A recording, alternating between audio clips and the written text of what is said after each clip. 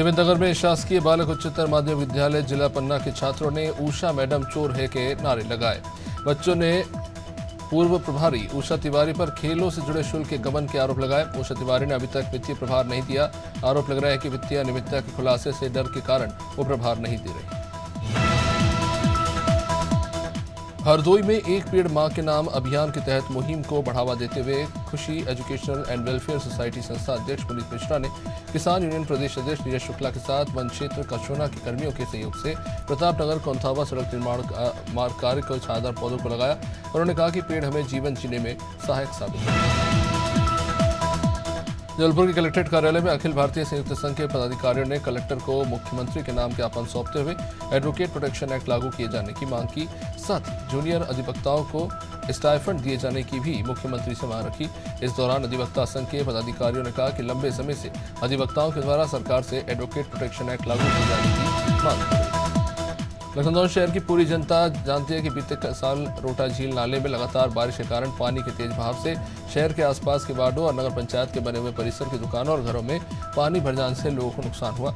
अब आदेश दिए गए हैं कि पोकलेन चलवाकर नाले को गहरा किया जाए ताकि तेजी से पानी बाहर निकले।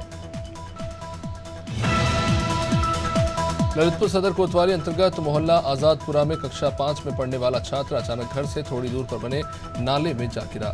7-8 घंटे के बाद बच्चे का पता चला, लेकिन उसे बचाया नहीं जा सका। एक नाले में बच्चा पाया गया जिसे जिला अस्पताल तक पहुंचाया गया, लेकिन उसकी मौत हो चुकी थी। परिवार में इस घटना के बाद कोहराम मचा हुआ। लखनऊ के गुडम्बा इलाके में महिला सिपाही की गुंडई का वीडियो वायरल हो रहा है। दरअसल रास्ते को लेकर विवाद हुआ। विवाद इतना बड़ा कि महिला सिपाही ने चप्पल मारना शुरू कर दिया। हालांकि विवाद की सूचना मिलने पर मौके पर पुलिस पहुंची, लेकिन सिपाहियों की मौजूदगी में भी महिला सिपाही की दबंगई जारी रही। ये दबंगई करने वाली महिला सिपाही लखनऊ पुलिस कमिश्नर दफ्तर में तैनात बताई जा रही है। महोबा में महूकंठ थाना क्षेत्र में स्थित आर्यव्रत बैंक शाखा प्रबंधक पर महिला खाता धारक ने धोखाधड़ी और रिश्वत मांगने के आरोप लगाए। ब्यूटी पार्लर को लेकर मुद्रा लोन के संबंध में शाखा प्रबंधक पर 30,000 की रिश्वत मांगने का आरोप है। यही नहीं, महिला द्वारा रिश्वत न देने पर शाखा प्रबंधक पर अभद्रतापूर्ण व्यवहार करने के साथ बैंक से निकालने का भी आरोप लगाया गया। महोबा में कुलपहाड़ कोतवाली क्षेत्र के सुगिरा गांव में खेत में काम करने के दौरान 28 साल की युवक की सांप के काटने से मौत हो गई। घटना की सूचना मिलते ही मौके पर पहुंचने के बाद उसे इलाज के लिए अस्पताल पहुंचाया गया, जहां डॉक्टरों ने उसे मृत घोषित कर दिया। कुलपहाड़ कोतवाली क्षेत्र के सुगिरा गांव में घटना हुई। 28 साल की कोमल को सांप ने डस लिया था। मंदसौर जिले के दलौदा थाना अंतर्गत अक्या अमाहेटा सड़क के किनारे पर अज्ञात महिला की लाश पाई गई। बुधवार सुबह 7 और 8 बजे के लगभग महिला की लाश मिलने के बाद पुलिस को जानकारी दी गई। मारी गई महिला का नाम गुड्डी बाई बताया जा रहा है, जो धमनार की रहने वाली बताई जा रही है।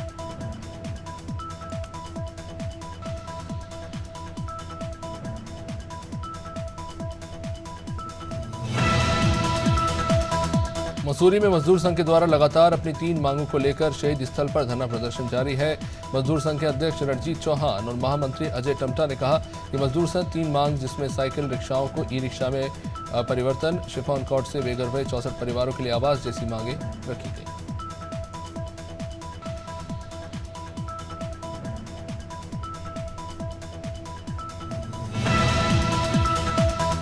नरसिंहपुर में बिजली करंट लगने से 2 लोगों की मौत हो गई। पीड़ित परिवार ने मौत के मामले में निष्पक्ष जांच की मांग को लेकर एसपी ऑफिस पहुंचकर आवेदन दिया। जानकारी मिल रही है कि करेली थाना अंतर्गत भुगवारा गांव के खेत में किसान के द्वारा जंगली जानवरों से फसल की सुरक्षा के लिए बिना सूचना के तार लगा दिए गए, जिसके चलते 2 लोगों की जान चली गई। गाजीपुर के जमानिया कोतवाली क्षेत्र में दिल जला देने वाला मामला सामने आया है। यहाँ एक सगे भाई ने अपनी बहन की गला काटकर हत्या कर दी। घटना की सूचना मिलते ही पुलिस वहां पहुंची और शव को कब्जे में लिया। बता दें कि बहन फोन पर बात करती थी, जिससे नाराज होकर भाई ने हथियार से उसका गला ही काट दिया। मौके से वो बाद में फरार हो गया। फिलहाल पुलिस इस मामले की समाजवादी पार्टी पन्ना के द्वारा जिले में व्याप्त भ्रष्टाचार और अन्य समस्याओं को लेकर कलेक्टर के माध्यम से मुख्यमंत्री के नाम कुल 8 मांगों को लेकर एक ज्ञापन सौंपा गया। इसमें मूल रूप से जेके सीमेंट कंपनी में स्थानीय शिक्षित बेरोजगारों को प्राथमिकता देने को लेकर जेके सीमेंट के वाहनों से होने वाले हादसों में मृतकों और घायलों को उचित मुआवजा देने, विद्युत कर्मियों विजिलेंस टीम की मनमानी रोकने की मांग की गई। पन्ना में fitness training academy, martial arts classes और जिला जुजित्सु संघ के जुजित्सु खिलाड़ियों ने प्रथम वेस्ट जोन जुजित्सु प्रतियोगिता 2024 में पदक हासिल किया। जिले मध्य प्रदेश का नाम रोशन किया। ट्रेनर इरफान खान ने जानकारी देते हुए बताया कि वेस्ट जोन जुजित्सु प्रतियोगिता में हर्षिता विश्वकर्मा 45 किलोग्राम वर्ग इवेंट नवाजा। वहीं पीलीभीत में पूरनपुर पुलिस से नाराज पत्रकारों ने विरोध प्रदर्शन किया। पूर्व में एक पत्रकार द्वारा आधार कार्ड सेंटर पर अवैध पैसे की वसूली की खबर प्रकाशित करने पर दबंग विशाल सेठी ने फोन पर उससे गाली गलौज की और उसे धमकी दी। पुलिस को सबूत देने के बावजूद भी पुलिस ने विशाल सेठी के खिलाफ कोई कार्रवाई नहीं की। पत्रकार को न्याय देने के लिए साथी पत्रकारों ने प्रयागराज में खुलेआम बीच सड़क पर दो भाइयों के ऊपर जानलेवा हमला हुआ। पुलिस फिलहाल इस मामले की जांच में जुटी है। सड़क के बीचों बीच खून खराबा देख लोगों ने बीच बचाव करने की कोशिश की और उसकी जान बचाई। कर्मा चौकी अंतर्गत कुशवाहा मिष्ठान भंडार के पास कर्मा घोनिया मार्ग पर दो भाइयों पर यह हमला हुआ। शहर के अलग अलग थाना क्षेत्रों में वाहन चोरी करने वाले शातिर चोरों को पुलिस ने गिरफ्तार किया। इनके कब्जे से कुछ 14 दोपहिया वाहन जब्त किए गए हैं। राजेंद्र नगर थाना पुलिस ने आरोपियों को गिरफ्तार कर कार्रवाई की है। राजेंद्र नगर थाने में प्रार्थिया निशा नथानी ने शिकायत दर्ज कराई थी कि 4 जुलाई को उसकी स्कूटी चोरी हो गई। पुलिस ने 2 आरोपियों को गिरफ्तार किया। मध्य प्रदेश सरकार पारदर्शिता के साथ नागरिकों तक पहुंच बनाने और लाभार्थियों को योजनाओं की जानकारी भेजने के लिए संचार क्रांति का भरपूर उपयोग कर रही है। इसी को लेकर मुख्यमंत्री डॉक्टर मोहन यादव ने जनसंपर्क विभाग की ओर से तैयार किए गए अग्रदूत पोर्टल को लॉन्च किया।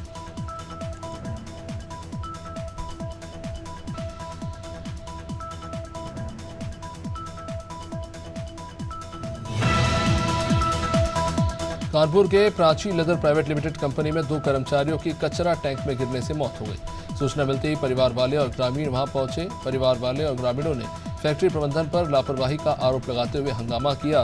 परिजन का कहना था कि फैक्ट्री प्रबंधन ने इसकी जानकारी नहीं दी। इससे ग्रामीण आक्रोशित हो गए।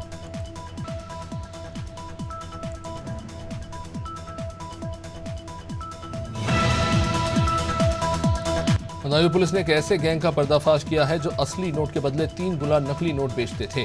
गैंग के 3 आरोपियों को पुलिस ने गिरफ्तार कर लिया, जिनके पास से 6,400 रुपए के नकली नोट बरामद हुए हैं। एसपी अमित किशोर श्रीवास्तव ने बताया कि तीनों आरोपी 1 लाख रुपए के नकली नोट लेकर आए थे। नकली नोटों को उन्होंने 30,000 रुपए में बेच दिया, जिसकी जानकारी देवरिया एसओजी और लार पुलिस ने मुठभेड़ के बाद रफ्तार गैंग के मुखिया को गिरफ्तार किया। पुलिस को सूचना मिली थी कि गिरफ्तार गैंग का मुखिया नीतीश यादव बिहार से देवरिया आ रहा है। सूचना पर पुलिस और एसओजी की टीम ने उसे पकड़ने की कोशिश की। इसी दौरान बदमाश ने पुलिस पर ही फायरिंग कर दी। इसके बाद पुलिस ने जवाबी कार्रवाई करते हुए नीतीश यादव को कोरबा में व्यवसायियों को बारिश के समय में परेशानी का सामना करना पड़ रहा है। करीब 1 महीने पहले नाली सफाई के लिए दुकानों के सामने से शेड को हटा लिया गया था। इससे अब बारिश का पानी दुकानों में भर रहा है। बता दें कि व्यापारियों ने कई बार निगम और पीडब्ल्यूडी के अधिकारियों को अपनी समस्या बताई और इन्होंने जल्द से जल्द नई नाली या पुरानी नाली को ही बनवाने की बात। सावन का महीना शुरू हो चुका है और इसके साथ ही कांवड़ मेला भी शुरू हो चुका है। धर्मनगरी हरिद्वार में करोड़ों शिव भक्त कांवड़ लेने आ रहे हैं। एक तरफ बम भोले के जयकारे बज रहे हैं तो वहीं दूसरी तरफ कई जगहों पर कांवड़िए मारपीट कर रहे हैं, जिसका एक वीडियो भी अब सोशल मीडिया पर वायरल हो रहा है। अखिल भारतीय अखाड़ा परिषद के अध्यक्ष महंत रविंद्रपुरी ने भी इसको लेकर आह्वान किया। धमतरी जिले में 6 दिनों से रुक रुक कर हो रही बारिश से पूरा जनजीवन प्रभावित है। झमाझम बारिश से नदी नाले उफान पर हैं। बता दें कि कालरतराई प्राथमिक और माध्यमिक शाला में बारिश का पानी भर गया, जिससे आक्रोशित परिवार वालों ने स्कूल में ताला लगा दिया। बता दें स्कूल में करीब 150 बच्चे पढ़ते हैं। सूचना मिलने पर शिक्षा विभाग के अधिकारी मौके पर कोतवा से निगवानी जोड़ी वाली मेन रोड पर सुबह से ही फ्लाई ऐश के ट्रकों ने सड़क जाम कर रखा था। इससे राहगीर को आवाजाही में परेशानी हो रही थी। भारी वाहनों के आवागमन से सड़क पूरी तरह टूट चुकी है, जिससे बड़े हादसे होने की संभावना है। अब राहगीरों को परेशानियों का सामना करना पड़ रहा है, लेकिन फिर भी अधिकारी इस पर चुप्पी साधे हुए हैं। अलीगढ़ में दबंग लोगों ने घर में घुस के 50 साल के एक शख्स के साथ बेरहमी से मारपीट की और उसे बुरी तरह जख्मी कर दिया। इस मामले में पुलिस पर आरोप लग रहे हैं। परिवार का आरोप है कि पुलिस इलाज के लिए साथ पहुंची नहीं। घायल को जिला मलखान सिंह अस्पताल में लाया जरूर गया, लेकिन गंभीर हालत को देखते हुए उसे अलीगढ़ के मेडिकल कॉलेज रेफर कर दिया गया। अलीगढ़ में पैसे मांगना समुदाय विशेष के युवक को भारी पड़ गया। दरअसल दबंग ने युवक से मारपीट कर अभद्र भाषा का इस्तेमाल किया। मामला अलीगढ़ के थाना बन्ना देवी का है। युवक का आरोप है कि दबंग दुकानदार ने उसके साथ अभद्रता की और उससे मारपीट की। पुलिस अब कार्रवाई की बात कह रही है।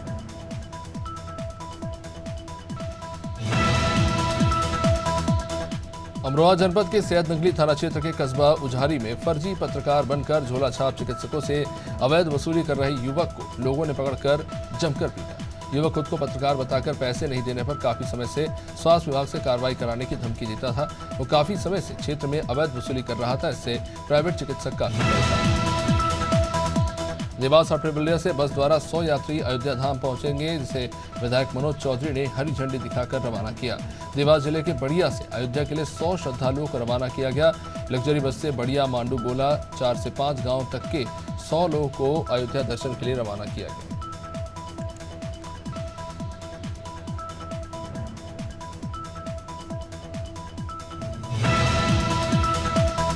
डिंडोरी के शाहपुरा विकासखंड के लालपुर गांव में छात्र छात्राएं जान जोखिम में डालकर साकुल नदी पार कर रहे हैं। दरअसल लगातार बारिश के चलते साकुल नदी उफान पर है। छात्र छात्राएं सहित ग्रामीण जान जोखिम में डालकर नदी पार कर रहे हैं, जिसका एक वीडियो भी अब काफी वायरल हो रहा है।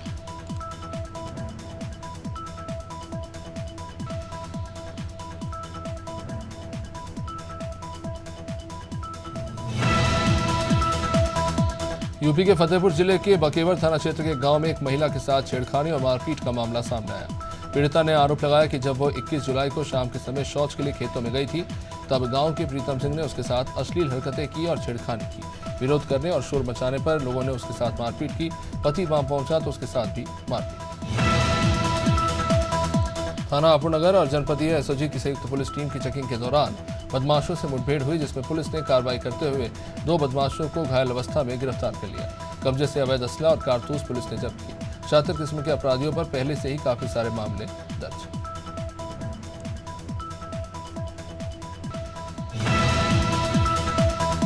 कन्नौज के जलालाबाद क्षेत्र में प्रधान की सहमति से मनरेगा रोड पर निर्माण कराया जा रहा है।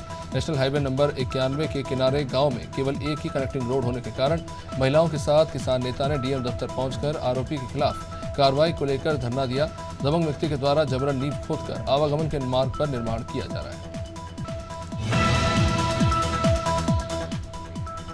कन्नौज में बेखौफ ट्रक चालक ने बाइक सवार को कुचलने की कोशिश की। हादसा देख बचाने आए ट्रैफिक सिपाही को भी कुचलने की कोशिश की गई। किसी तरह बाइक सवार को निकाल सिपाही ने भी अपनी जान बचाई। इसके बाद चौकी पुलिस ने भागते हुए ट्रक चालक को पकड़ा। सदर कोतवाली क्षेत्र के अंधे मोड़ के पास पुरानी जीटी रोड पर यह घटना। कोरबा जिले के कटघोरा अंबिकापुर नेशनल हाईवे में बुधवार की सुबह जबरदस्त हादसा हुआ।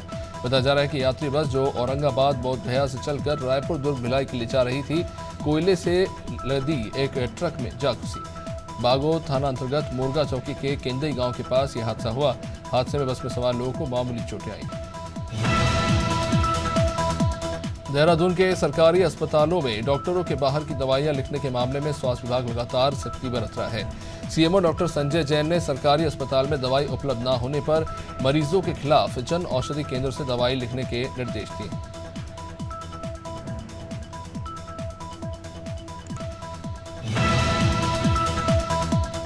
पिछले 2 दिनों से मंडला सहित आसपास के क्षेत्रों में लगातार बारिश हो रही है, जिसकी वजह से सभी नदी नाले उफान पर है।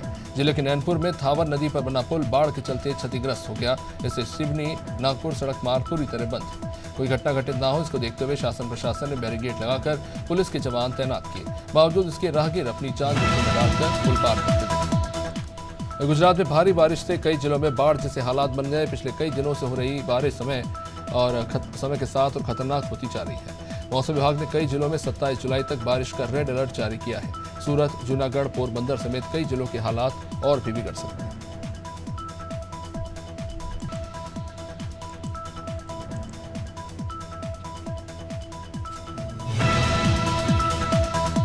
भोपाल के बड़े तालाब में महिला और पुरुष का उतराता हुआ शव पाया गया। स्थानीय लोगों ने इसकी सूचना शामला हिल पुलिस को दी। जानकारी मिलते ही पुलिस पहुंची और दोनों शवों को कब्जे में लेकर पोस्टमार्टम के लिए भेजा गया। दोनों शवों की शिनाख्त हो गई है। मृतक महिला प्रिया साहू भागसेवनिया की रहने वाली है।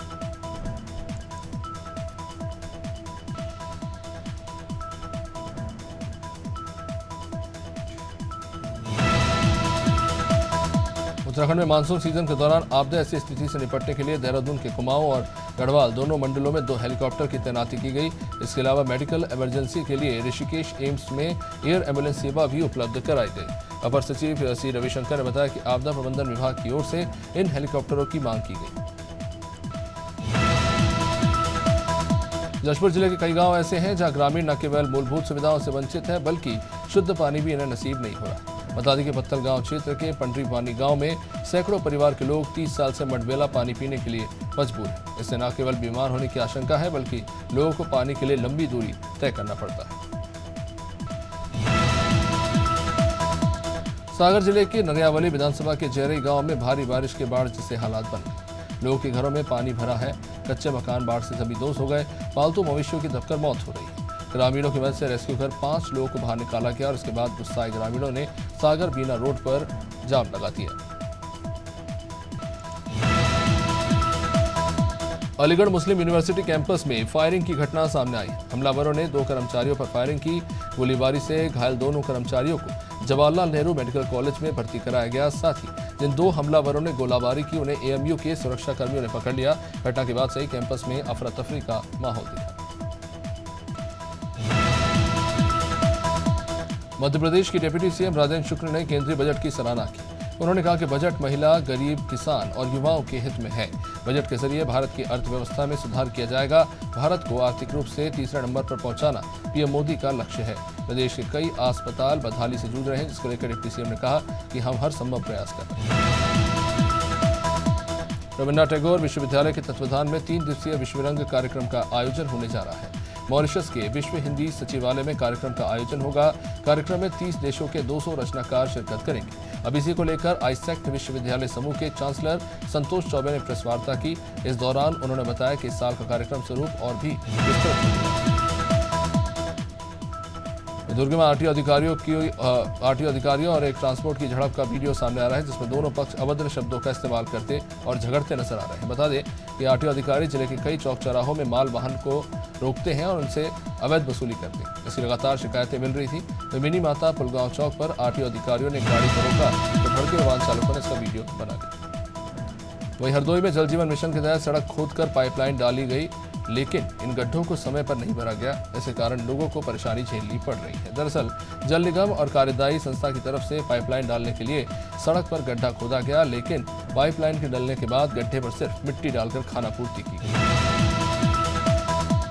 कासगंज के सौरो विकास क्षेत्र के प्राथमिक विद्यालय गुंडगुड़ी में उमस और गर्मी के कारण बच्चे बेहोश हो गए। इसके बाद स्कूल के शिक्षकों ने बच्चे को तुरंत इलाज के लिए अस्पताल पहुंचाया। साथ ही बच्चे के परिवार वालों को भी जानकारी दी गई। इस बीच सिद्धपुरा के प्राथमिक विद्यालय में भी एक और बच्चा अचानक बेहोश हुआ।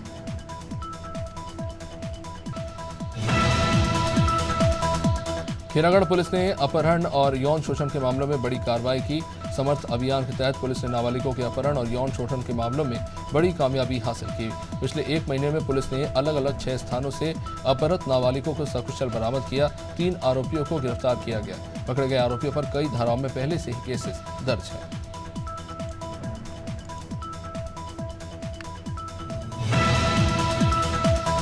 राज्य शासन के राजस्व आपदा प्रबंधन विभाग के बनाए गए राज्य स्तरीय नियंत्रण कक्ष में संकलित जानकारी के मुताबिक 1 जून 2024 से अब तक राज्य में 437.7 मिलीमीटर औसत बारिश दर्ज हुई है। राज्य के विभिन्न जिलों में 1 जून से अभी सवेरे तक रिकॉर्ड की गई वर्षा के अनुसार बीजापुर जिले में सर्वाधिक 1059 मिलीमीटर और सरगुजा जिले में सबसे कम 170.6 मिलीमीटर बारिश दर्ज की गई।